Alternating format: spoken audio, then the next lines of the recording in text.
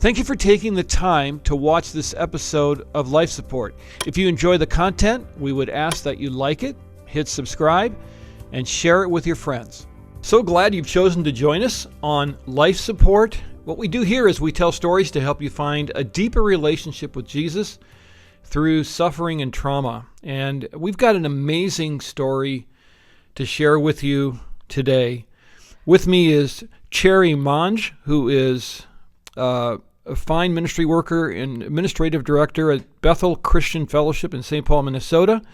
And Cherie, thank you so much for being here. I appreciate it so much. Thank you for the invitation. You've got quite a story to tell, and there are many different elements to the story.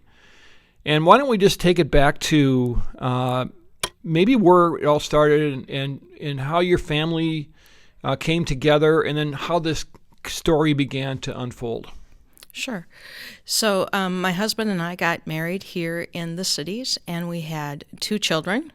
And when our youngest son was nearly 2 years old, we were on a family camping trip.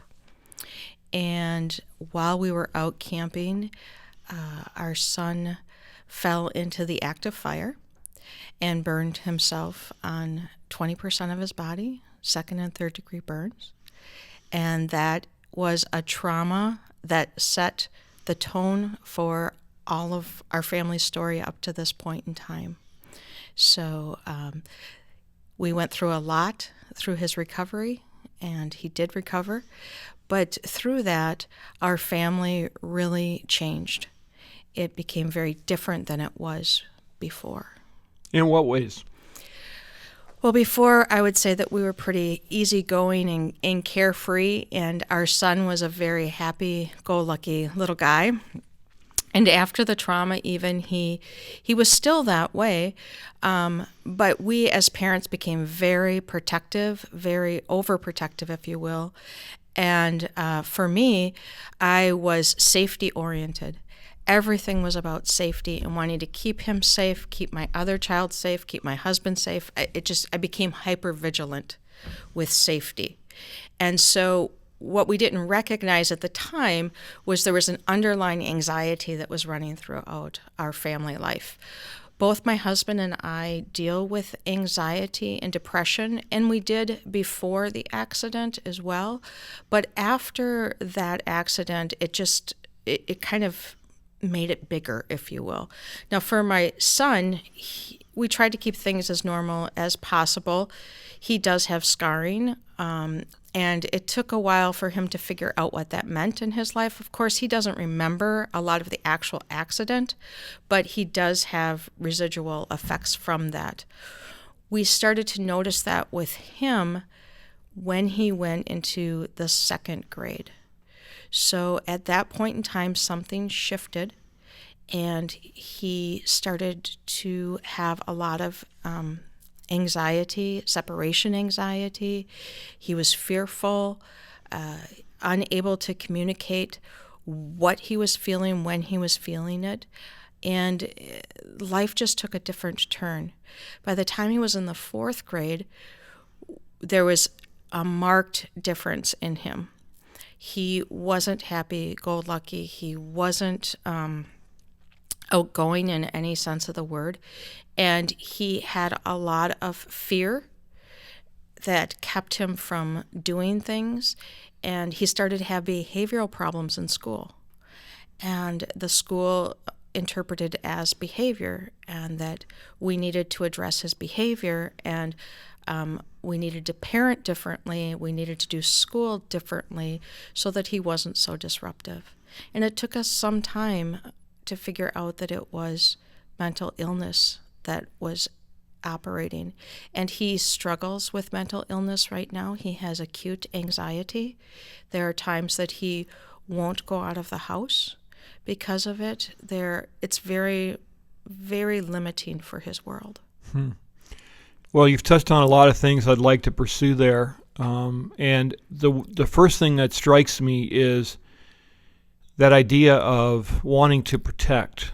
And I know what that feels like. If you go through something like what you've been through, if you lose a child like we have, and especially when there's some kind of a traumatic event that happens, then your security blanket is pulled out from under you. Yes. And all of a sudden, the things that most people would say, well, the chance of that happening is so small, no problem.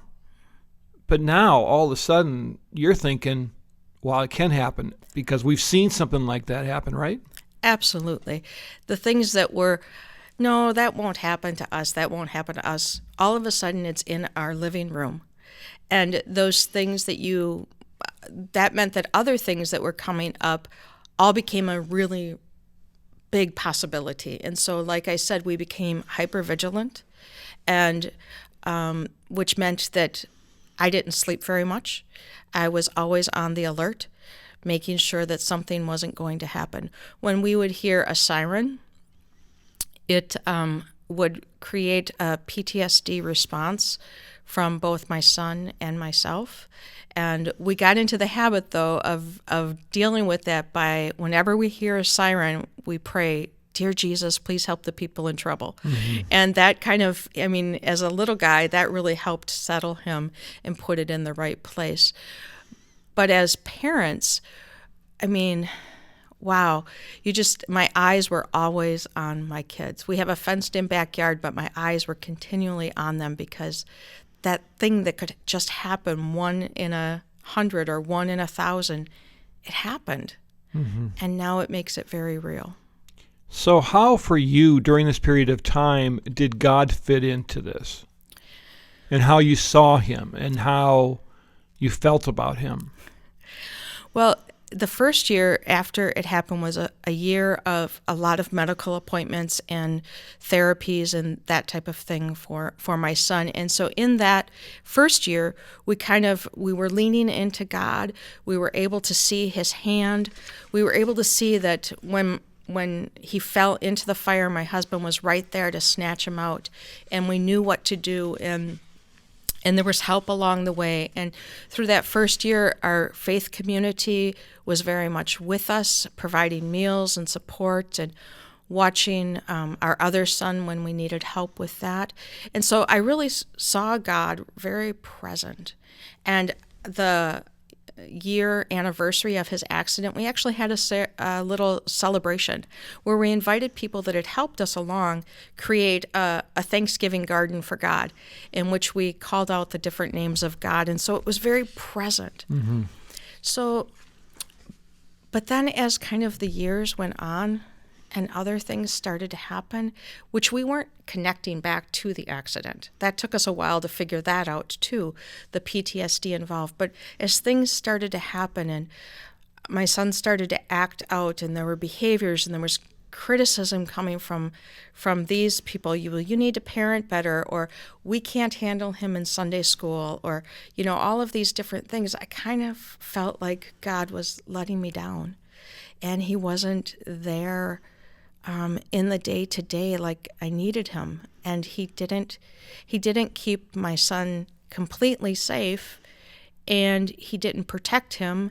And now we're dealing with these other things and these judgments and these pressures and this anxiety.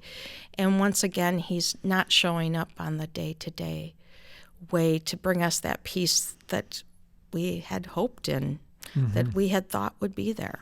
Mm-hmm. Well, I know, Cherie, that the people that are listening to us right now have a lot of grace, so we're going to talk really frankly about what it's like to navigate through a church when you've had, when you're dealing with PTSD, when you've got stuff in your background. I know that it's a tremendously isolating feeling when you bring your kids to a children's ministry. Now, I'm a lead pastor. And so I haven't experienced that here at Ridgewood because they kind of took our whole family as a package. But in other churches that I've pastored, they didn't know what to do with my kids. Mm-hmm. So then you feel judged. Yes. And then you want to just pull back, and you're looking at them saying, you don't know what you're talking about. And then in the background you're thinking, well, maybe they do, and maybe I'm just a terrible parent. is hard, isn't it? Yes, all of those things would run through my mind on a regular basis. Is it me? Is it him? Is this preventable? What do we need to do here? Do I need to parent differently? Does he need to be medicated? What's going on here? And for our church, we didn't have a lot of experience with that. And so we kind of paved the way in the sense that, okay, I started asking the questions, when are we going to have a special needs ministry? And at first glance, too, it looked like special needs that he had and some type of a disability. But in reality, it kept coming back to mental health. And it's one thing to deal with special needs, and it's another thing to deal with mental health. And so we were very, very far away from getting the help that we needed within the church for mental health. And the problem is you're the one who's going through the issues, and you're the ones that have to pave the way. Instead of somebody else coming alongside of you, you're the one that has to forge the way forward. Yes, and at that point in time, I was in leadership at our church as well, so I had a voice. But again, it's difficult to be a leader of the child that's causing the trouble when you don't know what's going on and there's no programming for them. And it just became clear that he could not participate in the activities that were available at our church. So he would come to church with us because obviously we couldn't leave him alone, and he would sit in a stairwell with his iPad and his hood on, and that was his safe spot. It was nobody else. It was in an out-of-the-way place. So I knew where he was, he knew where I was, and that's how he did church. I can really relate to that. What do you wish people would have done during that period of time? So we're doing this now as a teaching opportunity for those who are listening, not as any kind of accusations being thrown around. But what do you wish people would have done?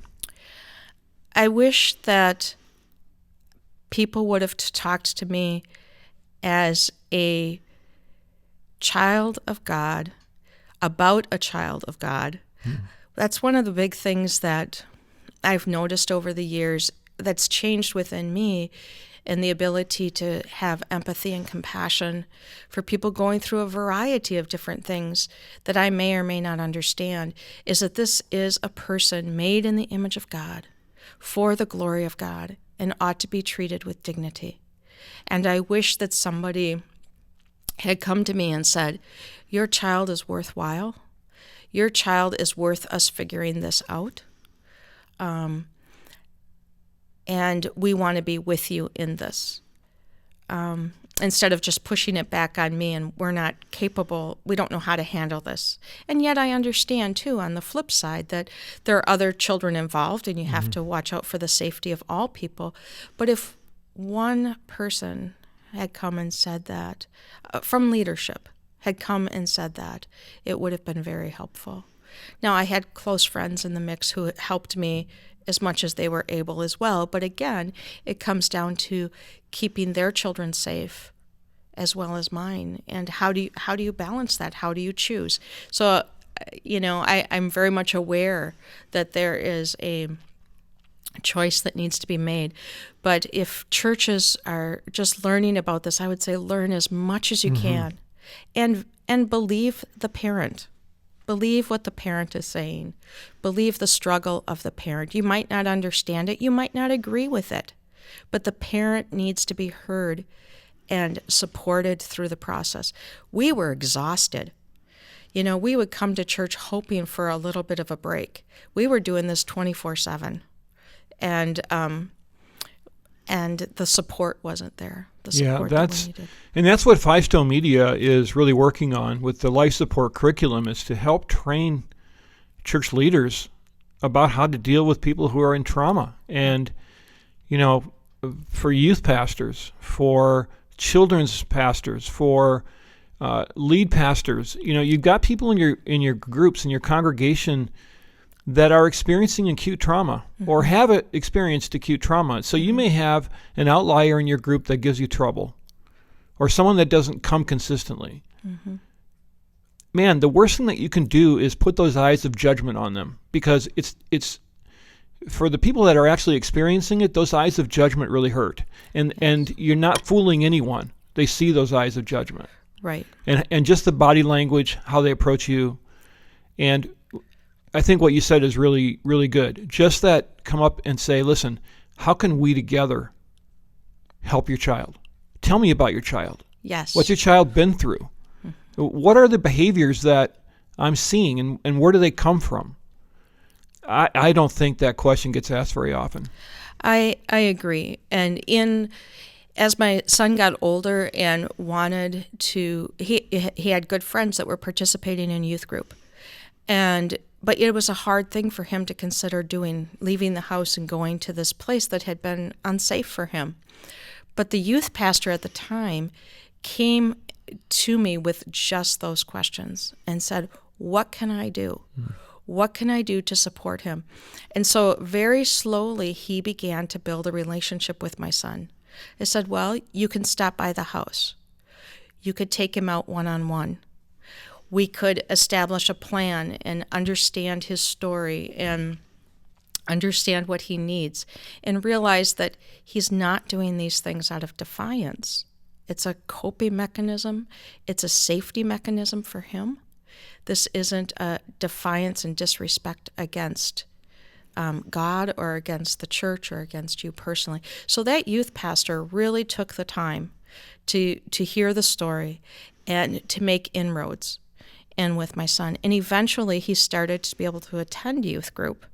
He would have to take breaks. He would have to go to another part of the building, but that was understood with the youth pastor. It's okay if you go take a break to this area, and not to have that expectation that it follows suit, like he follows the program or follows the schedule, if you will.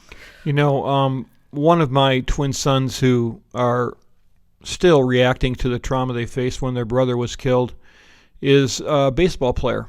He's 14 years old, plays traveling baseball, and you have Sunday tournaments, you have Sunday games. And one of the other parents was a Christian who went to another church who, it was quite a biblically astute church. And he would often ask me, why does your son play on Sundays? And that question wasn't really an open-ended question. It was, why would you ever let your kid play on a Sunday? What he didn't know was this was the only normal thing that my son had going in his life where he felt like he could be himself. Right.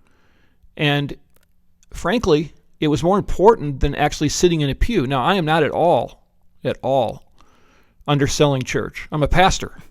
And under normal circumstances, yeah, I think, parents have to make those choices. But I wanted to say, how dare you? Because you don't know. And I think what you and I are getting to is, those of you who are walking through something with someone, or somebody in your sphere of influence that is struggling, don't just assume you know. Just lean in. Right. Be present. Ask questions.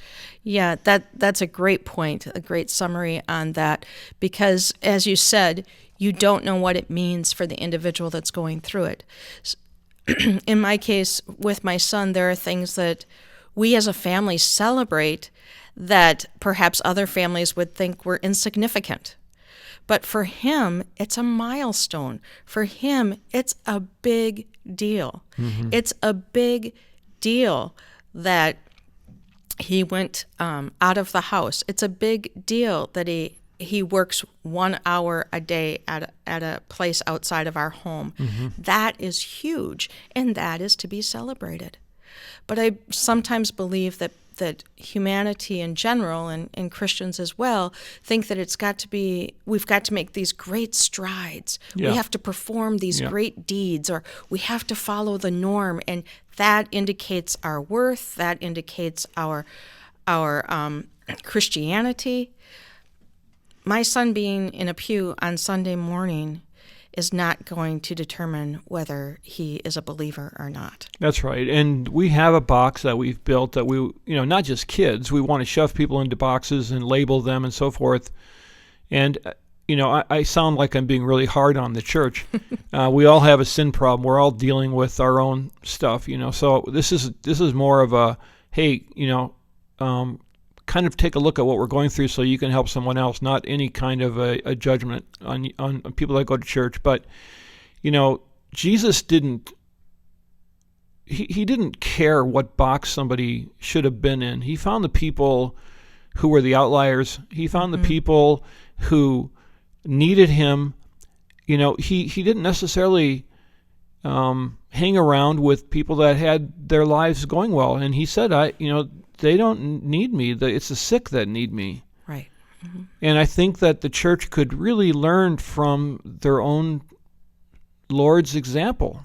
Yes. Because he found those people, and he loved those people. Mm-hmm. He didn't let them off the hook, but he loved them. Right. Right. And I've seen that as within our own body, when we have individuals who are struggling with different things, be it special needs, mental illness, and we have more people in the congregation that are experiencing trauma, that we want to put them on the edges. And we want to just barely deal with them versus embracing them and seeing the value that they bring to the body of Christ. And that and I know that some churches do great special needs ministries where they're drawing in those folks and utilizing what they have. And we're still in the learning process of that.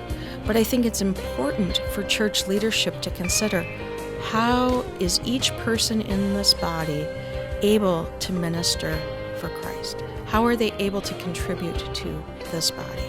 Yeah, those are wise words. Cherie, thank you so much for being here. We're going to pick this up next time because I have so much more I want to talk to you about, but thank you for sharing your story. You're welcome.